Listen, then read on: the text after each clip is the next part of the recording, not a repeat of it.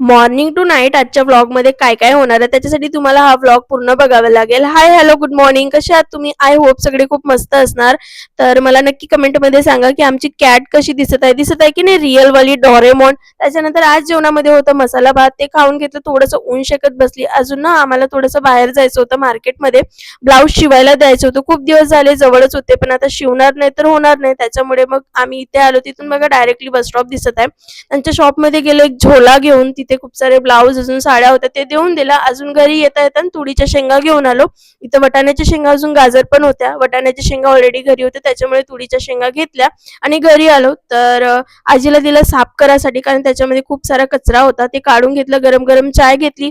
आणि आता थंडी आहे आणि आपण शेकणार नाही, आगोटी नाही लावणार असं झालं नाही, म्हणून थोडंसं शेकून घेतलं.